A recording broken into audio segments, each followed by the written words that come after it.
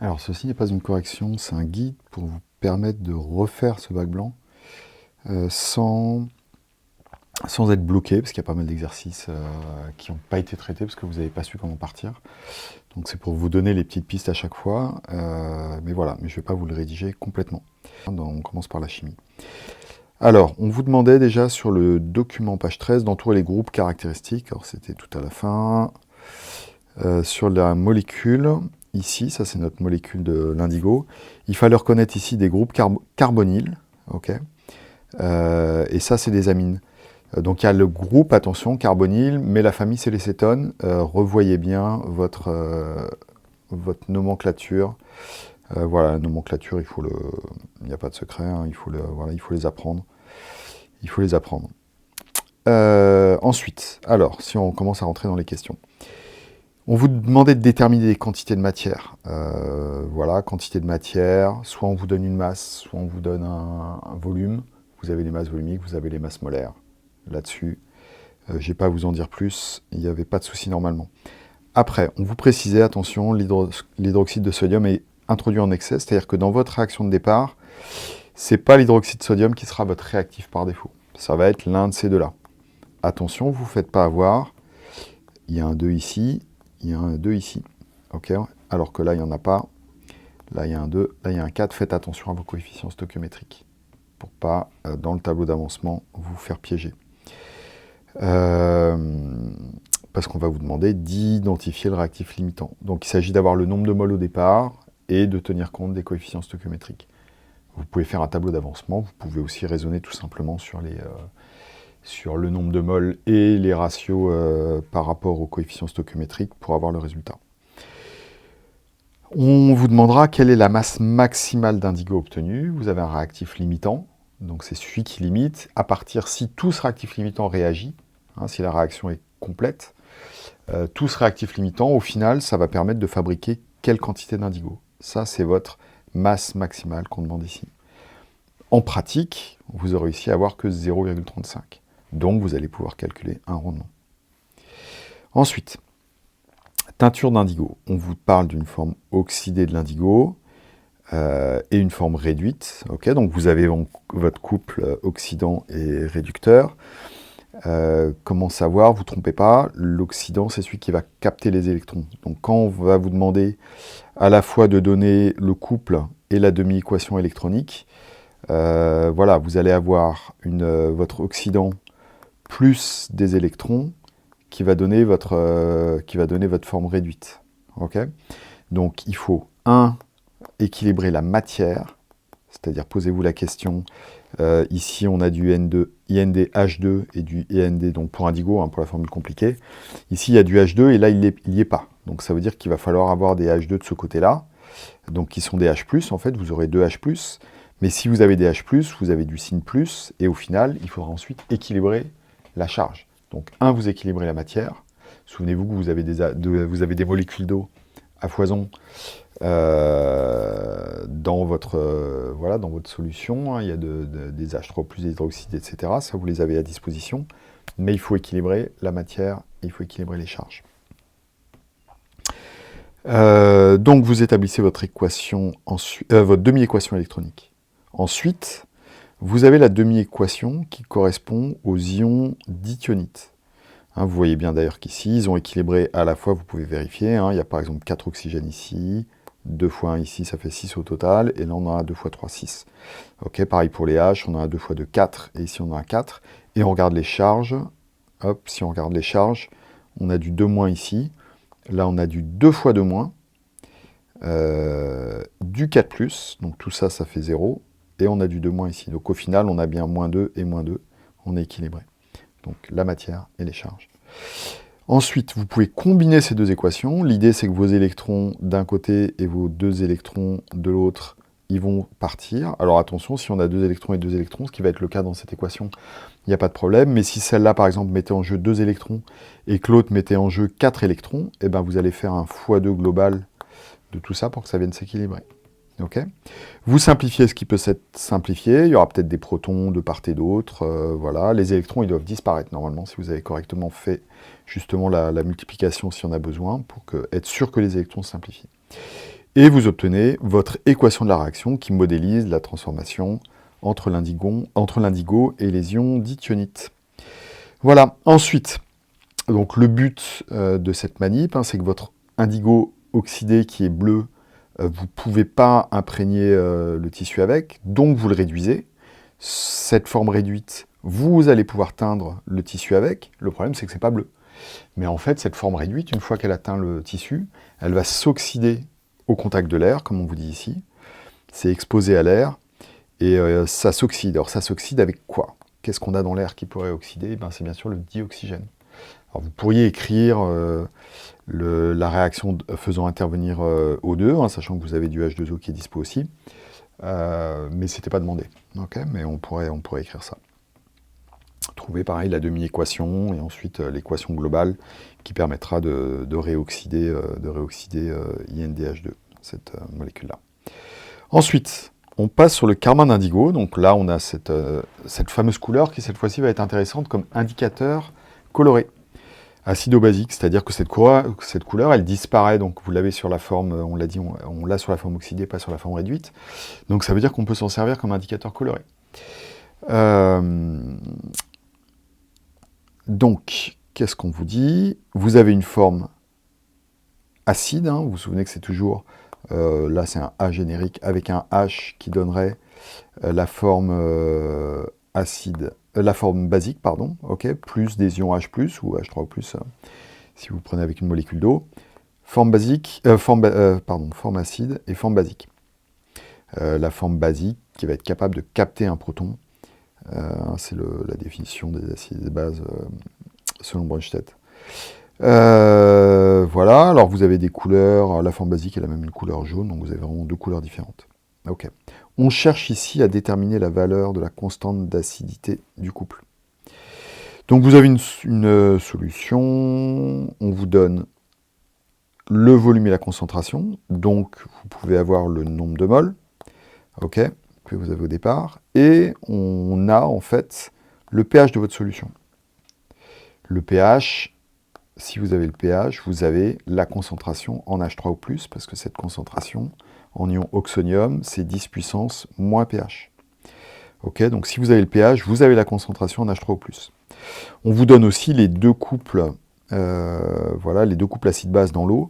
Vous savez que l'eau, c'est une espèce amphotère, ça peut être à la fois l'acide par rapport à l'ion hydroxyde, et ça peut être la base ici, par rapport à l'ion oxonium. Donc c'est la définition d'une espèce amphotère quand elle peut jouer les deux rôles. Réaction de HLN avec l'eau, HIN avec l'eau, pardon. Voilà, il va libérer son proton, le H va aller se mettre avec une molécule d'eau pour faire du H3O+, vous faites cette première équation. Et ensuite, on vous demande directement un taux d'avancement final. Alors, taux d'avancement final, je vous rappelle que ça va correspondre au nombre de moles de la réaction qui aura réagi. Alors, nombre de moles pondéré par le coefficient stoichiométrique. Donc, si vous avez une réaction dans laquelle, par exemple, une réaction comme celle-là, où vous avez du 2 ici, voilà, il faut à chaque fois diviser, si l'avancement final c'était x, x max, l'avancement maximum, ça veut dire qu'on aura fabriqué 2 x max de produits ici, n'oubliez pas ça. Donc au départ, si vous faites le tableau d'avancement, vous partez de ce que vous avez ici. L'eau, c'est pas précisé, mais c'est toujours la concentration C0, c'est votre solvant, qui vaut 1, donc ça disparaîtra, ce C0 que vous avez ici. Voilà, concentration standard, ouais, c'est standard qui vaut 1, comme ça. Donc, tableau d'avancement classique, vous avez vos moles de départ. Comment savoir jusqu'à combien on va? C'est justement là où va intervenir votre pH. Votre pH, il vous donne les H3O+. Les H3O+, c'est ce que vous avez à la fin de votre réaction. Donc, ça vous permet d'avoir ce X, cet avancement final. Et en fait, c'est pour ça qu'on retrouve dans la constante d'équilibre. Je vous rappelle qu'en haut, vous avez, ici, vous avez les concentrations de vos produits, et en dessous, vous avez les concentrations de vos réactifs. Okay, vos réactifs, il y avait l'eau, notamment, donc concentration standard. Ici, on a le réactif, la concentration de départ, moins votre X max qui a réagi. Okay, l'avancement, alors attention, c'est pas tout à fait l'avancement, parce que 10 puissance moins pH, c'est une concentration, mais X, c'est un nombre de moles. Donc il y a une histoire de volume qui est à prendre en compte aussi. Et là, pareil, on a les concentrations. La constante, c'est bien des concentrations, mais attention, l'avancement, lui, c'est une histoire de nombre de moles. Okay, donc faites attention à ne pas vous mélanger. Qu'est-ce qu'on a d'autre? Donc, une fois que vous avez votre réaction, vous écrivez la constante d'équilibre et vous pouvez remplacer, je vous en donne juste un, H3O+, qui se remplace par 10 puissance moins pH. Mais vous voyez que l'autre produit, bah, lui aussi, il était à 10 puissance moins pH. Voilà. Avec votre tableau d'avancement, ça, normalement, vous y arrivez assez rapidement. Ensuite, déterminer la constante d'acidité Ka du couple. Alors, constante d'acidité du couple, pour ça, il va falloir prendre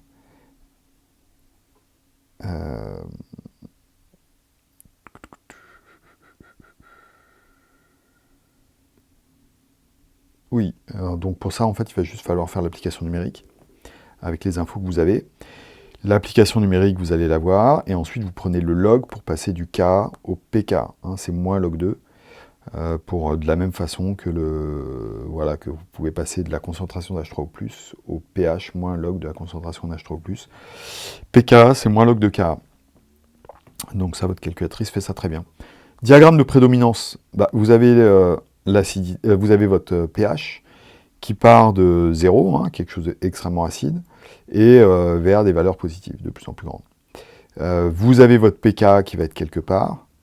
Si vous êtes plus acide que le pK dans cette zone-là, c'est la forme acide qui prédomine. Si vous êtes dans cette zone-là, c'est la forme basique qui prédomine. Donc vous marquez les deux formes, donc l'acide qui sera sur la partie gauche, et puis le IN- qui sera sur la partie qui sera sur la partie droite avec le pK au milieu.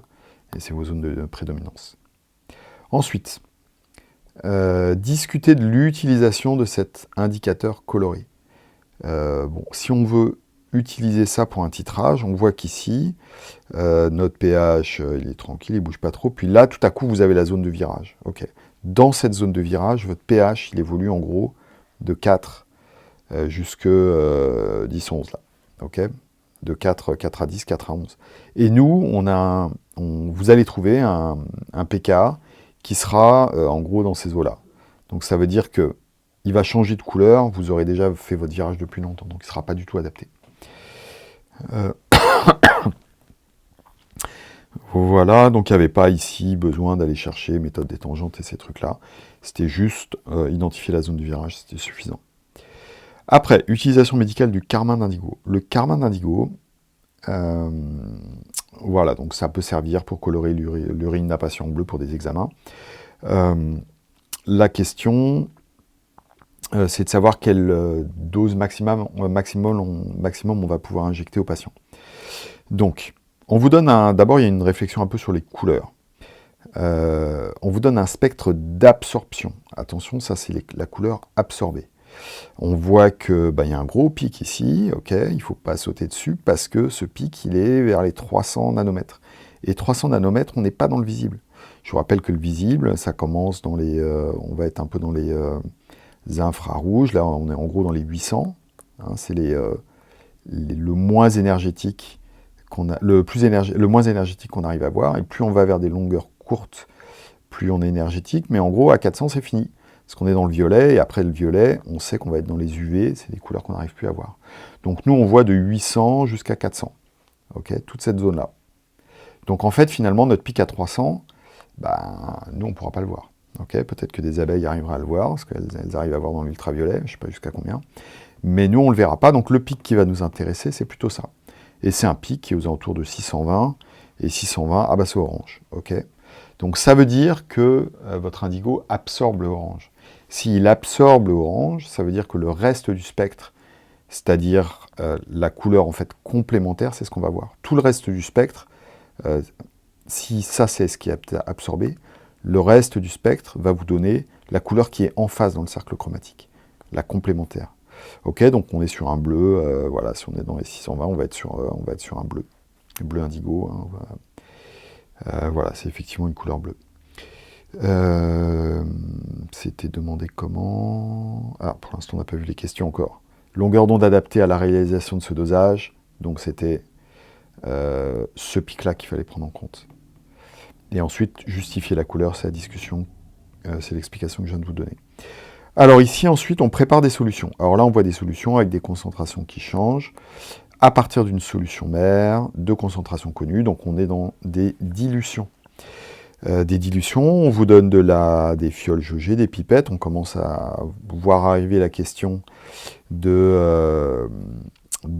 facteur de dilution F, hein, qui est à la fois égal au volume de la fille sur le volume de la mère, ou de la concentration de la mère sur la concentration de la fille. C'est inversé, attention, parce que le volume de la fille, en gros, c'est toujours votre fiole jaugée, qui doit faire exactement la taille de la quantité de solution que vous voulez avoir. Et le volume de la mère, c'est le volume que vous allez pipeter avec votre pipette jaugée, donc qui est plus petit. Okay, et votre facteur de dilution, c'est un facteur positif. Si vous avez une solution 10 fois moins concentrée, c'est un facteur F égale 10. Okay, donc le volume de la pipette jaugée, il est en bas, le volume de la mer, ce que vous avez prélevé dans la mer, et le volume de la fiole jaugée, c'est ce que vous allez avoir en haut. Okay, et vous pouvez raisonner aussi sur les concentrations. Voilà, décrire le protocole, je vous renvoie au cours. Là, c'est vraiment classique, il faut avoir les différentes étapes. N'oubliez pas que vous remplissez pas complètement, vous complétez pas complètement à l'eau distillée, vous complétez aux 3/4 par exemple, vous homogénéisez, vous finissez de compléter après, parce qu'il peut y avoir des légers ajustements de volume. Voilà, c'est pareil, c'est d'autant plus important sur les dissolutions, mais là on est sur une dilution. Donc vous décrivez votre protocole, et ensuite on vous dit, bah voilà, on a mesuré l'absorbance avec un spectrophotomètre, et on a ces résultats-là. Donc vous avez plusieurs valeurs d'absorbance. Donc tout de suite, quand on vous a donné un document avec à la fin du papier millimétré, et que là vous avez un tableau avec pas mal d'absorbance, et puis qui a marqué question D4 ici en l'occurrence, voilà, on se doute qu'on va aller faire une petite... on va pouvoir utiliser ça pour avoir une courbe d'étalonnage. Donc, on a une solution injectable, donc, qui est diluée 200 fois, dont on la dilue 200 fois, hein, parce que pour la courbe d'absorbance, il ne faut pas que ça soit trop concentré. On dilue 200 fois et on obtient SD. Et SD, on trouve une absorbance de 0,75. Donc 0,75, une fois que vous aurez tracé votre graphe, vous allez pouvoir dire, et vous allez trouver une valeur qui sera quelque part entre S3 et S4, et grâce à votre graphe, vous aurez votre solution, hein, donc qui sera quelque part entre ces deux valeurs. Okay, entre 40 et 32, plutôt proche des 40, parce qu'on est plutôt proche, 0,75, on est plutôt proche de S3. Okay, donc une fois que vous avez cette concentration-là, faut pas oublier que ça a été dilué 200 fois, donc si vous la multipliez par 200, vous allez avoir votre concentration d'origine. Et si vous avez la concentration d'origine, vous allez pouvoir, à partir de ces infos-là, là vous avez le nombre de milligrammes, donc on est sur une masse par jour par kilo de masse corporelle, mais on vous dit que le patient il fait 70 kg, donc vous pouvez avoir les milligrammes. Si vous avez les milligrammes et que vous avez le nombre de milligrammes par litre ou de grammes par litre dans votre solution, vous allez pouvoir savoir quel est le volume, c'est ça la question, qu'on peut injecter sans danger dans une journée à un patient de 70 kg. Voilà, n'oubliez pas que même si vous n'arrivez pas, si vous avez que des parties du raisonnement, y a des points à prendre sûrement dessus. Donc vous dites pas je ne saurais pas arriver au bout, il y a des parties, s'il y a des parties du raisonnement que vous pouvez faire, ou même des calculs que vous pouvez faire, et que vous avez le temps, voilà, ne perdez pas ces points-là. Voilà pour la partie chimie. On passe sur la physique. Alors, on retourne sur la mission Apollo, mais cette fois-ci, un peu plus tard, on va faire du golf. Voilà. Alors à la base, c'était surtout installer un réflecteur de lumière sur le sol lunaire qui permettait de mesurer la distance Terre-Lune en envoyant un laser et le temps que mettait l'aller-retour. Comme on connaît très précisément la vitesse de la lumière, si on connaît la célérité de la lumière et qu'on connaît le temps qui a été mis par la lumière, on peut en déduire la distance entre la Terre et la Lune, le fameux DTL. Voilà, donc un aller-retour d'impulsion, n'oubliez pas qu'un aller-retour, c'est 2 fois DTL. Voilà, donc vous avez, comme je vous ai dit, vous avez la... Alors là, on donne la distance. Donc si on a la distance, là on la connaît la distance, ça donne une idée de l'intervalle de temps. Okay, on vous dit que l'intervalle de temps, il fait quelques secondes. Et ça, en fait, il fallait le retrouver ici. Montrer que l'information donnée dans la présentation concernant la durée T, qu'est-ce qu'on vous dit dans la durée T? Un intervalle T de quelques secondes. Okay, donc allez bien rechercher dans l'énoncé. Il faut vérifier que c'est bien quelques secondes. Donc vous faites vos petits calculs et vous allez trouver effectivement quelques secondes. Donc vous justifiez par vos calculs. Ensuite, on parle un petit peu d'incertitude. Là, c'était pas compliqué parce qu'en fait, on vous donnait tous les éléments. On vous donnait la distance Terre-Lune. On vous donnait l'incertitude sur la distance Terre-Lune. On vous dit que c'est 5 mm. Alors vous imaginez, entre la Terre et la Lune, c'est cette distance-là, mais on a quand même une précision de 5 mm. C'est assez fou, quoi. Voilà, mais c'est bon, l'intérêt de la vitesse de la lumière là-dessus. Et par contre, ça veut dire que si vous connaissez cette incertitude, cette distance Terre-Lune, le temps mis à peu près par la lumière pour faire cet aller-retour, bah, vous allez pouvoir trouver quelle incertitude relative il faut que vous ayez sur la durée. Okay, vous allez trouver un chiffre, et on vous donne des horloges. Et ben, il faut que votre horloge, elle soit au moins aussi précise que votre incertitude relative, sinon vous n'allez pas vous en sortir. Si vous voulez mesurer avec cette incertitude-là, il vous faut une horloge au moins aussi précise. Et vous verrez qu'il y en a qui vont, il y en a qui ne vont pas. Donc vous mettrez, voilà, vous pourrez dire où se trouve la limite. Voilà. Ensuite, le golf. Alors, je descends, je vous laisse relire tranquillement l'énoncé. On vous demande de faire un schéma. Alors attention sur votre schéma, votre vecteur unitaire de l'objet vers le centre de la Lune, hein, mettez-le bien dans le bon sens. Le vecteur F modélisant la force d'interaction gravitationnelle exercée par la Lune sur l'objet. Attention, votre vecteur F, il doit s'exercer sur l'objet, donc son point d'application doit être sur l'objet. Et donner l'expression vectorielle de la force d'interaction, c'est-à-dire que votre force, elle doit être exprimée comme un vecteur, et ce que vous allez avoir en face, à la fin, ça doit être un vecteur. Et c'est là que votre petit tuile intervient. Et vous utilisez la formule que vous connaissez. Attention, on n'est pas à la surface de la Lune, donc il faut tenir compte de la hauteur, de l'altitude de votre objet de masse m qui est en approche. Ensuite, champ de pesanteur lunaire, en faisant l'hypothèse que le poids sur la Lune est égal à la force d'interaction gravitationnelle, donner l'expression vectorielle du champ de pesanteur à une certaine altitude. Bah, si vous êtes sur la Lune, votre force d'interaction gravitationnelle... Alors, la formule du champ gravitationnel, vous l'avez apprise pour la Terre en première, donc vous pouvez la donner directement. Mais si on part de cette hypothèse-là, bah, vous pouvez repartir de la force gravitationnelle et ensuite utiliser que le poids, c'est m fois g. Okay, et le poids, c'est la force, vous utilisez la force d'interaction gravitationnelle que vous avez calculée juste avant. Ce qui respecte bien la logique de l'énoncé. On vous fait calculer cette force, et vous dites, ok, cette force, c'est le poids. Comme le poids, vous savez que c'est mg, alors avec g lunaire, bah, vous pouvez en déduire la valeur de g. Voilà. Et ensuite, pourquoi est-ce qu'il parle de faible gravité? Ben ça, en fonction du résultat que vous avez trouvé, vous pourrez effectivement considérer, vous pourrez voir qu'effectivement, on est à peu près 6 fois moins que la gravité terrestre, donc c'est plus léger.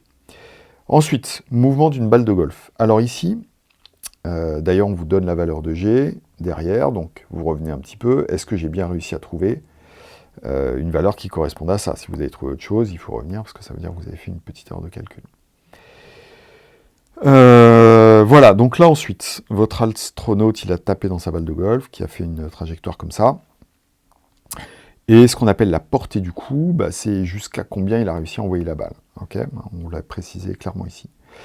Vous pourriez, normalement, vous savez calculer à partir de ce V0, vous projetez, vous avez ici du V0 cos alpha, ici vous avez du V0 sinus alpha, donc vous avez votre vitesse initiale, L'accélération, vous savez que c'est l'accélération de la pesanteur qui est vers le bas, qui vaut GL. Donc vous avez toutes les infos nécessaires avec deux primitives successives. Vous pouvez calculer la position du vecteur OM, mais ici, ce n'est pas la peine. On vous a tout donné. Okay, on vous a donné directement ces valeurs-là, pour x de t et z de t. Et on vous demande au contraire, à partir de ces coordonnées-là, de montrer que dans le modèle utilisé, seule la force d'interaction gravitationnelle a été prise en compte. Oui, parce que peut-être que dans le modèle utilisé, on aurait pu prendre en compte des forces de frottement, des choses comme ça. Alors même s'il n'y a pas d'atmosphère, donc les frottements, autant on en a sur Terre, autant sur la Lune, on n'aura pas le problème. Donc, on vous demande de partir de ça et de revenir jusqu'à la force d'interaction gravitationnelle. En fait, il va falloir faire des dérivés de ça pour passer de ça à V de t, puis à l'accélération directement en fonction du temps. Enfin, l'accélération, en l'occurrence, elle ne va pas changer du temps. Et votre accélération, vous savez que si vous la multipliez par la masse, c'est égal, somme des forces égale ma, on est sur la deuxième loi de Newton, et on vous dit seule la force d'interaction gravitationnelle aurait été prise en compte. Okay, donc la logique, ça va être de partir de ça, de dériver deux fois, de dire que c'est l'accélération, et d'égaliser ça avec, de montrer qu'on arrive uniquement sur la force d'interaction gravitationnelle, c'est-à-dire votre mg. Voilà. Alors, portée du coup toujours. Là, vous avez un graphe qui vous montre en fait différentes trajectoires en fonction de l'angle de départ. Et on se rend compte que si on lance trop au ras du sol, ça va tout de suite retomber. Si on lance droit au-dessus de soi, ça va retomber à nos pieds. Et il y a un angle idéal pour lequel on a une portée maximale. Okay, et la portée du coup, on vous dit la formule qui donne la portée du coup, donc cette longueur-là, c'était bien expliqué sur le schéma d'avant. On vous disait la portée, c'est ça, c'est cette distance ici, hein, la portée du coup. Donc cette portée, elle est maximale, on voit ici, pour 45 degrés. En quoi c'est cohérent, parce que c'est ce qu'on vous demande ici, en quoi cette expression est cohérente avec les représentations des trajectoires? Pour que la trajectoire, pour que la portée soit maximale, il faudrait que l'angle fasse 45. Si l'angle fait 45, 2 fois l'angle, ça fait 2 fois 45, c'est 90 degrés. Et 90 degrés, pour un sinus, il se trouve que c'est un maximum. Donc il faut soit raisonner sur le cercle trigonométrique. Votre sinus, c'est l'abscisse, donc si vous avez un point qui se balade sur le cercle trigonométrique, le moment où son sinus est le plus important, c'est le moment où on est tout là-haut. Et là-haut, c'est bien 90 degrés. Okay, ou alors vous raisonnez sur votre courbe, de sinus, voilà, et effectivement, à pi sur 2, 90 degrés, on va avoir un maximum du sinus. Ensuite, question B. On a notre golfeur qui se place dans les conditions les plus favorables. Comment est-ce qu'il faut lire ça? Pensez à ce graphe-là. C'est quoi les conditions les plus favorables? Et il va lancer à une vitesse initiale de 100 km/h. Attention, c'est des km/h, faites attention à vos unités. Et la portée du coup, il va trouver 470 mètres. Okay, donc on vous donne la portée, c'est-à-dire vous connaissez ça, x sur la Lune. Vous connaissez le V0, attention aux unités. Vous avez pris l'angle le plus favorable, et vous connaissez la gravité de la Lune. Okay, donc là, en fait, cette portée, vous auriez pu la calculer tout seul. Vous n'aviez pas besoin qu'on vous la donne, mais on vous l'a donnée. D'ailleurs, moi, je n'ai pas trouvé exactement 470, c'est pas très loin, mais c'est un petit peu différent. La question, à quelle distance aurait-il pu envoyer la balle sur Terre? Qu'est-ce qui va changer sur Terre? Dans les mêmes conditions initiales, c'est-à-dire la même vitesse et le même angle d'attaque. La seule chose qui va changer, c'est ça. Donc vous faites le calcul, vous allez trouver une valeur différente que vous pouvez commenter. Ensuite, une petite question communication. Quand votre capsule Apollo est en altitude, là, elle tourne autour de la Terre, et puis voilà, il y a les astronautes, il y en a qui sont sur le module lunaire, là, qui sont sur la surface, et puis il y en a un qui est resté là-haut. Et donc il va pouvoir communiquer avec ses camarades, mais à condition que les ondes radio puissent passer. Donc là ça va, là ça va, là ça va, là ça va. Mais après il est trop loin, il est masqué en fait par la surface de la Lune. Vous voyez bien que s'il est ici, les ondes radio ne vont pas pouvoir atteindre le module, parce qu'il y a la Lune qui masque. Donc il y a une zone, on vous dit, il n'y a que cette zone-là, la zone en gras, pendant laquelle on peut communiquer.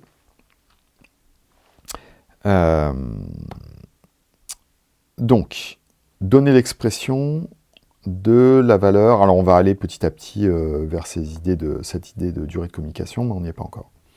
Donner l'expression de la valeur du vecteur accélération de la capsule sur son orbite. Alors, montrer donc l'expression de l'accélération de la capsule sur son orbite en fonction de ça.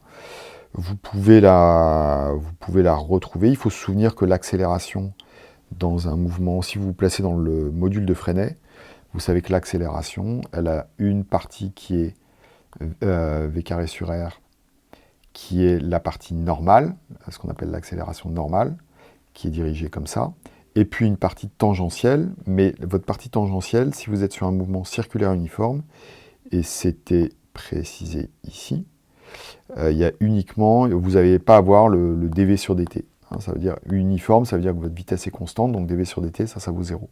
Donc vous avez juste ce v2 sur r, sachant que r ici, c'est notre rl plus h, hein, c'est la distance totale, attention à ça. Donc ça, c'est votre accélération du module, mais l'accélération, vous savez que c'est la somme des forces, donc vous pouvez utiliser ça directement, ou utiliser la gravité de la pesanteur, dire votre accélération, c'est l'accélération de la pesanteur qu'on a déjà calculée, mais il faut tenir compte du fait qu'on a une altitude h, donc faites attention avec ça. Donc une fois que vous allez avoir ce v carré sur r qui est égal, enfin sur rl plus h, qui va être égal à ce que vous avez trouvé là, vous pouvez dérouler votre petit calcul, et vous allez trouver un v qui va être égal à racine de ça. Donc là, c'est bien, parce que vous savez sur quoi vous devez tomber. Si vous ne tombez pas là-dessus, vous vérifiez dans vos calculs, là, vous avez dû faire des erreurs jusqu'à trouver la bonne valeur. Ou alors jusqu'à abandonner, faute de temps, si vous ne trouvez pas votre erreur, il faut quand même surveiller le chrono. Vérifiez que la durée entre deux passages successifs correspond à peu près à 2 heures. Vous avez la vitesse, et vous savez que votre capsule, elle fait un tour complet en une certaine durée. On vous demande de vérifier que c'est 2 heures. Vous avez la vitesse. Quelle est la distance? La distance, c'est un cercle dont vous connaissez le rayon. Donc vous utilisez votre formule de Pierre pour trouver la formule du périmètre d'un cercle. Et vous allez réussir à trouver votre temps. Alors attention, votre temps, vous allez avoir un temps énorme, parce que votre temps, vous allez être dans le système international, c'est des secondes. Il faudra les convertir en heures, et vous allez trouver à peu près 2 heures.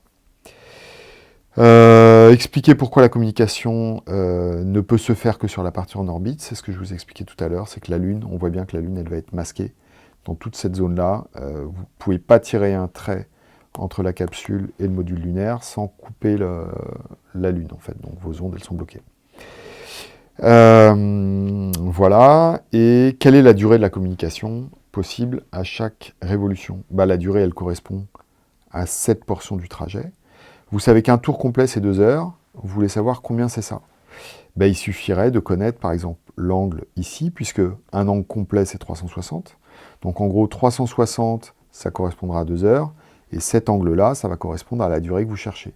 Donc, en fait, le problème revient à trouver cet angle-là. Cet angle-là, c'est donc 2 fois l'angle bêta qui est marqué ici. Mais votre angle bêta, vous connaissez cette distance, et vous avez un joli triangle rectangle. Donc vous allez vous en sortir. Voilà, et c'est fini. Donc ce que je vous propose, c'est tout simplement de refaire ce DS, de vous aider des instructions que je vous ai données ici, si vous avez un problème.